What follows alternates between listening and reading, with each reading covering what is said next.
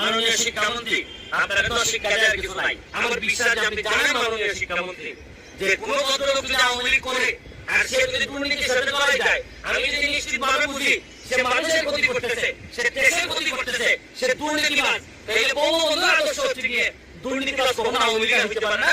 এবং দুর্নীতি করলে সে আদর্শটাকে ব্যবহার করতেছে সে তার ব্যক্তিগত সুবিধার জন্য, সে আওয়ামী লীগের ভালো চায় অথবা সে দেশের ভালো চায়, এই কোনো কাজ না, বঙ্গবন্ধুকে ভালোবাসে এটা না। এই সেলিম খান আপনিও তো জানেন সে আগে জাতীয় পার্টি করতো, জাতীয় পার্টি থেকে আইসে আমার আওয়ামী লীগের নাম দাঁড়িয়ে হয়েছে। আর আপনি আওয়ামী লীগে করে এই কারণে আপনি বলে দিলেন আপনার কনস্টিটিউয়েন্সিতে আপনি 15টা দিয়ে লেখা দিলেন, আমার কোনো কিছু বলার নাই। মাননীয় শিক্ষামন্ত্রী, আপনি সেলিম রে দরকার আড়াই করে দিয়ে দেন, তারপর চাঁদপুরটা দিয়ে দিয়েন না, কারণ চাঁদপুরের মানুষ তো এখানে বেঁচে থাকতে হবে।